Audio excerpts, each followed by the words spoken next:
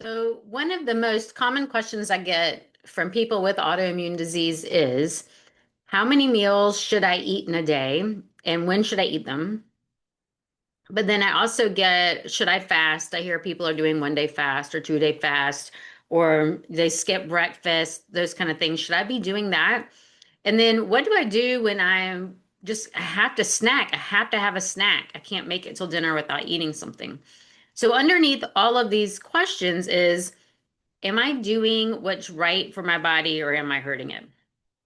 And so, like I've said many times before, with autoimmune disease, there's a safety situation going on in the body. Usually it's from past childhood traumas, but then it could be from other traumas that have been self-imposed or things going on, maybe under nourishing your body for way too long because we've all been taught to eat less, exercise more. It's pushing through perfectionism, over exercising. I definitely did that and ended up really sick several years ago, not anytime recently, because I thought, if exercising a little bit is good, I should do a lot more, right?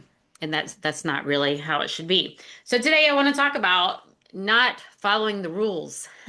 We're all looking for the protocols and the rules. And so what is the right answer for us? So if you're new to me, I am Jen, otherwise known as Holistic Jen, that is with a W. And I'm a whole food plant-based coach. I'm a master herbalist. I'm also a board certified health educator. What does that mean? It means I have a master's in health science and I have been trained to be a health educator. So, over the last few weeks, we've talked about why autoimmune diets fail. We have to go back to the basics, how nutrient density is important in inflammation, why we have to have stable blood sugar, and why weight loss pressures can backfire. And we can't just focus on a number on a scale. So meal timing is the same kind of thing. And so meal timing has a lot to do with digestion, but as I said before, safety. Every time you eat, your nervous system is involved. That's why I say when you sit down to eat, it shouldn't be in front of your computer. It shouldn't be with people arguing at the table. It should be mindful. You should be looking at your food. What does it look like? What does it smell like? How does it feel like when I'm chewing and actually chewing your food, not gulping it down? That is eating in a calm, relaxed state where you're just focused, your body is safe, you're going to absorb those nutrients well. When we eat regularly timed meals, meaning breakfast around the same time, lunch around the same time, and dinner around the same time, our body gets used to that regularity. It knows what to expect, when to expect nutrition, and it lets it know, hey, I'm going to have food available at this time. I am safe. I don't need to worry about my next meal because this is how we work every day. When we skip a meal, when we delay food, doing something like intermittent fasting, waiting until noon or 1 o'clock to eat, when we push through, when our body's saying, hey, I really need food, then we're telling our body, hey, you need to be alert. You need to be looking for sources of nutrition and things like that. So it works for people who are healthy, don't have autoantibodies. They're already at a good metabolic health space and have healthy mitochondria. Those things don't work when you do have some sort of reactions already going on in your body. When you have autoantibodies, you have autoimmune disease that is active, you have inflammation going on in the body, and that is not the time to restrict. It is not time to skip meals. It's not time to keep cutting back because that makes the body be on alert instead of being in a safety state. We live in a heightened state of vigilance, myself included. If you're new to me, I was diagnosed with autoimmune disease back in 2007. I have gone into flares several times. I had radioactive iodine in 2013, ended up allergic to the thyroid medicine that I was on, Synthroid. My doctor told me no one's allergic to it.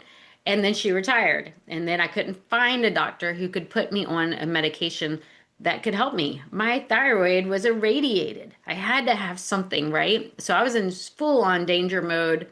I finally recovered, and then I was in a bad car accident, went back into a flare, whatever. I just told the story out of order. because the car accident was before the radioactive iodine. But either way, I just want you to know that I've been there. I've gone through flares, and I've gone through flares where I ended up with other autoimmune diseases because they don't normally happen alone. There's usually one or two involved. And so you've probably experienced that as well. So we do have to learn how to pay attention to hunger cues. When we feel like we need a snack or something to eat, is it because we're bored? Are we seeking comfort because we're uncomfortable? We don't feel good? Or are we truly hungry? In true hunger, we're just kind of we have that twinge.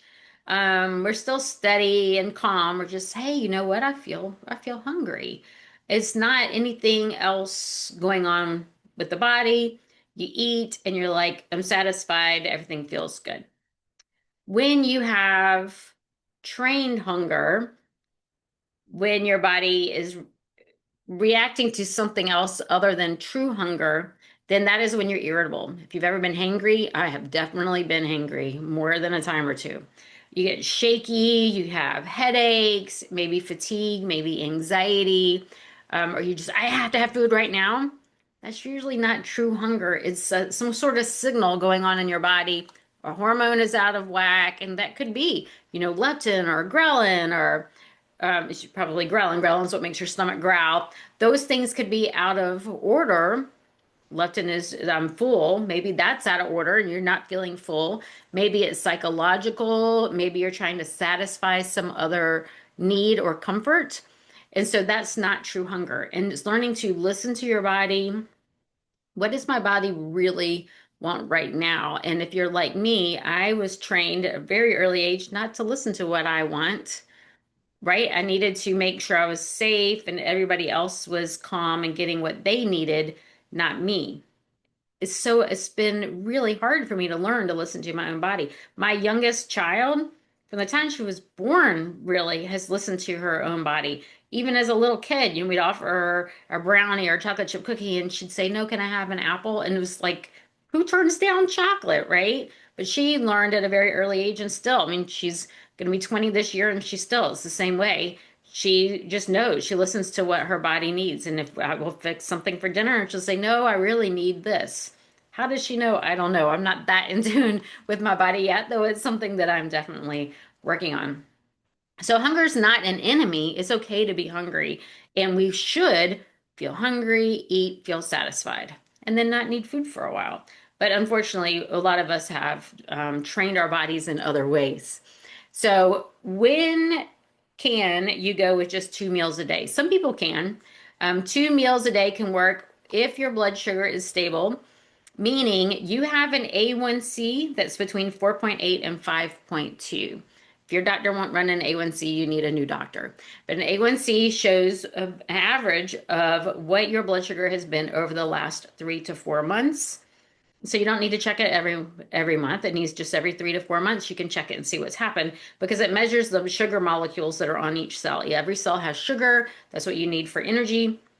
And those usually last around 120 days. And so checking it, you don't need to check it sooner than that. And so that gives us an average of what your blood sugar is for the day. Now, at the doctor, they're going to tell you you don't need to worry until it's 5.7 or 5.8. But what we found is you can even have retinal damage when it's in the 5.5 range. And if you have an autoimmune issue going on in your body, for some reason I don't like the words autoimmune, but I have an autoimmune body. No, I don't. So I don't really like that word, but there's already inflammation going on. There's already other things going on in the body. So you definitely want to know your A1C. And because you already have inflammation present, you don't want to do anything that's going to hurt your eyes. So I started out with Graves' disease as my first diagnosis, thyroid eye disease. It's definitely something that I need to avoid. I also have some other eye-related issues in my genetics. And so I want to make sure my A1C is between 4.8 and 5.2. And happily enough, mine is usually around 5 to 5.1. Perfect for me. You also want to have your insulin checked. Tell your doctor you want your fasting insulin checked. And I can't remember exactly what, I think we want between 0 and 7 or 0 and 8. I just know mine's 3. And so you do want that as well. So if your blood sugar is stable, meaning your A1C is in range, your insulin is in range, then maybe eating 2 meals a day is going to work for you. Maybe not. If your stress is low, you don't have a lot of stress, you're not caring for aging parents, you're not caring for adult children or younger children, your finances are well, you don't have to get stuck in traffic traveling, things are going well for you, then maybe 2 meals a day are fine for you. If your energy is consistent, you wake up, you're ready to go, you're able to work out, including lifting weights and walking, then and you still feel good on just 2 meals, then maybe that's right for you. And if you're sleeping a solid 7 to 8 hours every night, not waking up in the middle of the night, not waking up to go pee, then maybe 2 meals a day will be fine for you. Now, I still need 3 meals a day. Once again, I'm still trying to train myself to listen to my own body, but I still go into flares. I had a flare recently at Christmas time. I told y'all where I couldn't hold my cell phone. I had my cell phone in my hand and my hand just fell. I could not even hold my cell phone. Luckily, it only lasted a day or two, and it was a reaction to my travels and eating at restaurants for a whole week over the holidays. But so if I do those things, not caring for my body, I did my best avoiding those foods, but unfortunately, for those of you who don't know, I'm allergic to corn. And so not only do I have all the celiac genes, I'm allergic to corn, and corn is in everything. So if anybody serves me something that has ketchup, if that has any kind of salad dressing, distilled vinegar. And what happened was the night before I flew home, I went somewhere to get guacamole and I was eating it and I was like, I taste corn. They had actual chunks of corn in the guacamole. Totally unexpected, but I ate that and I ended up going into an autoimmune flare. So for me, my body still needs those safety signals. I'm still learning. And so I need 3 meals a day. If you're managing fatigue and anxiety, you have high anxiety, maybe you're even on anxiety medication, something like that, you need 3 meals a day. If you still have lots of cravings in the afternoon or cravings between meals, then you still need 3 meals a day and maybe even a snack because your body just is not feeling safe. And if you're not able to sleep through the night, you need to eat larger meals or you need to eat more meals as well. And so we have to remember we're all unique. So we're hearing all these influencers saying you should eat 2 meals a day. I had a client who was only eating 1 meal a day, but he wasn't because he was waking up in the middle of the night to eat a snack. That's not eating 1 meal a day. That means you are under eating and having to get up to eat food. And so learning to listen to your body is so important and stop listening to the influencers. You are unique. What works for me may not be what works for you. It's tuning into your own body and its needs. So we just have to be really careful because if we go into fasting, a lot of people are trying to do prolon or intermittent fasting or restricted eating, like 500 calories a day. If you already have autoimmune issues going on, then fasting is going to raise your cortisol, is going to throw off your blood sugar, it's going to raise inflammation, it's going to make you even more tired, and it's going to keep you from sleeping through the night. And so now is not the time to do one of those things. Get your body's systems under control and safe, and then you can go and do those things. But let's first make your body safe before we worry about any of those other things. Skipping meals isn't going to teach your immune system to relax. It's going to tell it to be on alert. So, what does that mean? Try to eat within the first hour of waking up. Now, if you wake up at 4 a.m., eating breakfast at 5 a.m. may not be that great for you. For me, I get up around 6:30, 7, and I eat breakfast at about 8. And so around an hour. And I take my thyroid meds first thing and I wait 30 minutes before I have anything else. I will have my tea.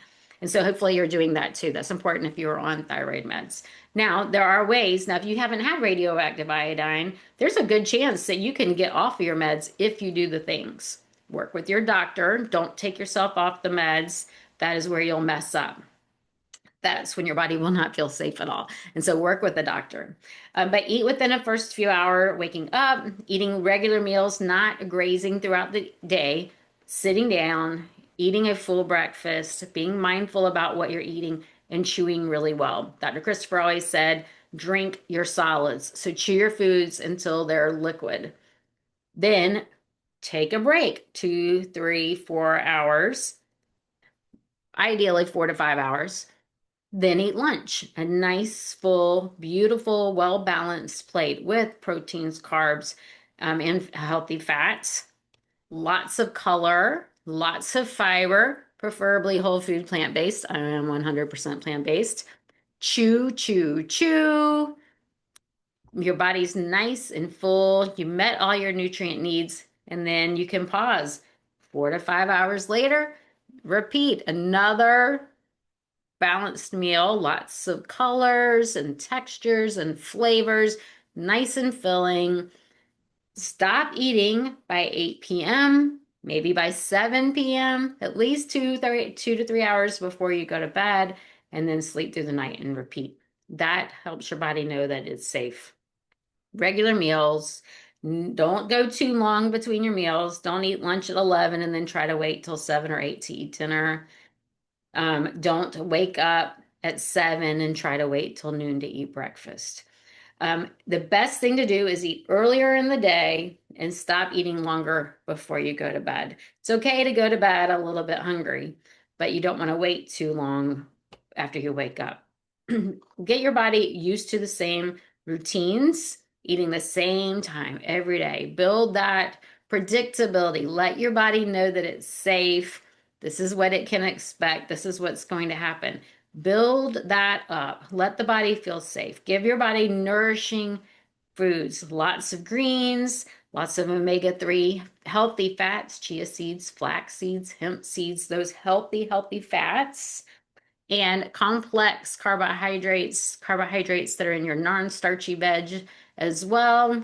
Lots of color. Keep doing that, getting in the nutrients, and then your weight will naturally balance out. Your autoantibodies will naturally balance out as long as you're still getting good quality sleep, getting your water, getting the appropriate exercise, not over exercising. Anyway, there's lots more that can be said about all of that. But the main thing is letting your body know that it is safe. You are safe.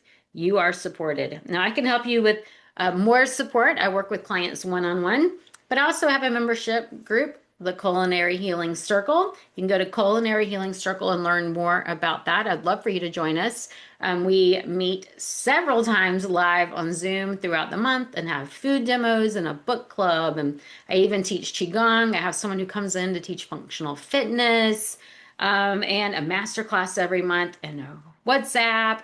We talk about herbs on one of our Zoom calls every month. Anyway, there's so much out there to support you, help your body to feel safe, and help you to recover and reverse your illness. I hope you'll check it out. I hope to see you in there, and I will see you again next week.